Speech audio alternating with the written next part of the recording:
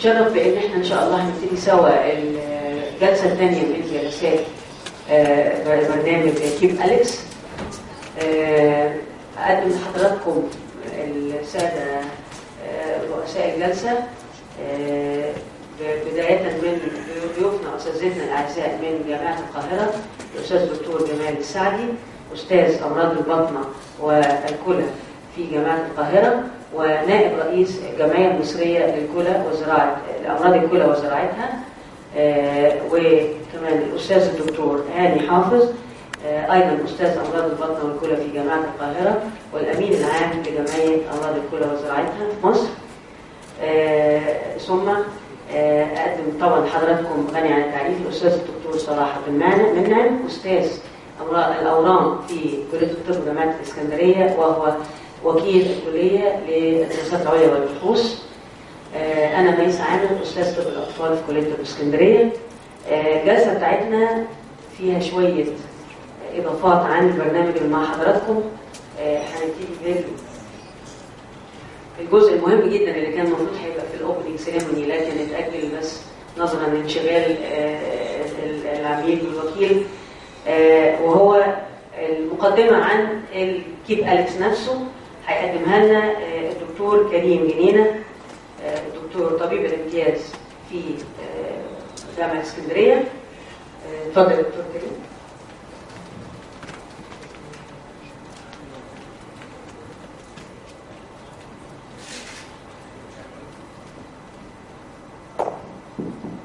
Assalamu alaikum. Ladies and gentlemen, dear professors and colleagues, good afternoon. I will be talking today about the kidney protection program of Alexandria, KiPP Alex.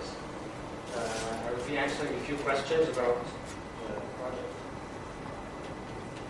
What is KiPP Alex? It's a screening program for chronic kidney disease, CKD, hypertension and diabetes, which are the main causes of CKD, and dyslipidemia.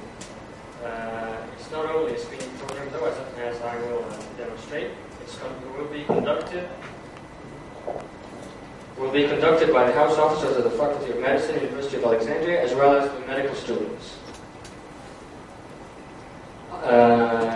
Light has been shed on the definition, stages, and burden of chronic kidney disease, so I will not go through it again.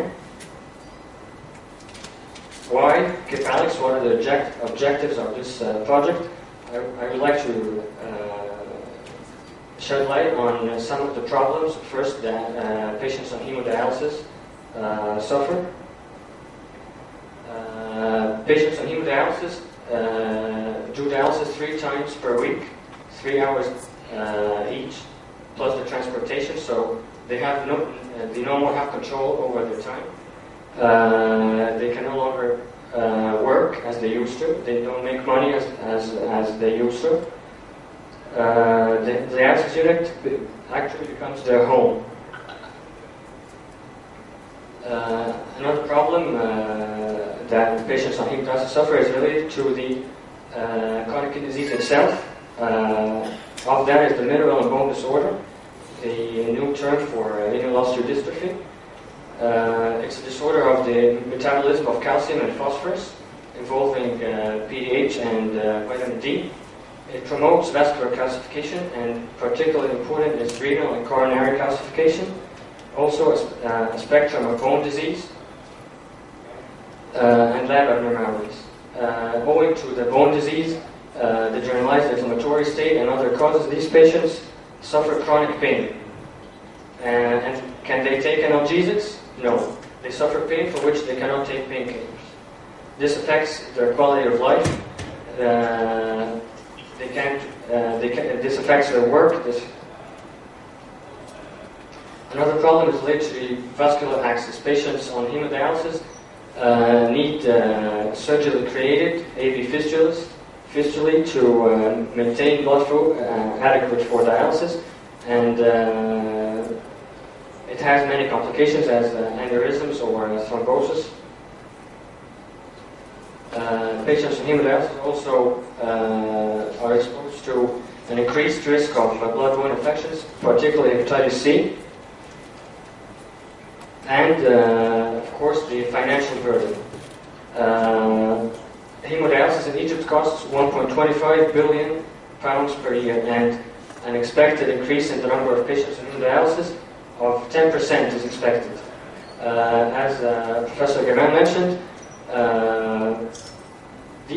they can't work, so there's less production, and the health bill is increased. The cost of the health bill is increased. So why KiPP Alex? Because prevention comes first. We often encounter patients at later stages of their diseases. A diabetic patient presenting with an unhealing ulcer, or a hypertensive patient presenting with stroke, or outside the scope of this study, a patient presenting with a tumor that is too large to resect.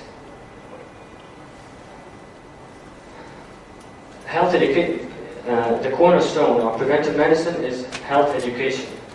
Patients need, the population need to know more about disease. They need to check on their health more regularly. And who's going to educate the patients? The people? It's us. It's a responsibility that we hold, each and every one of us.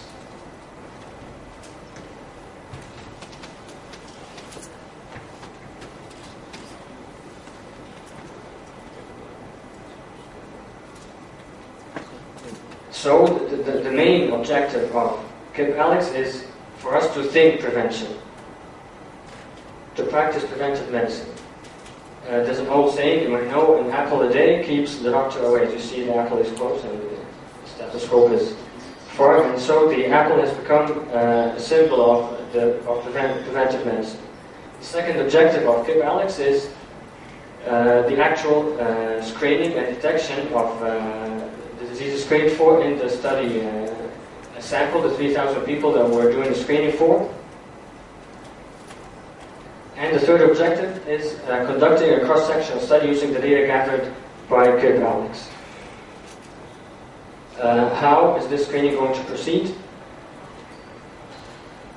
The survey includes inquiring about medical history of the study sample, like established cardiovascular or renal disease or risk factors, asking about family history of cardiovascular renal disease,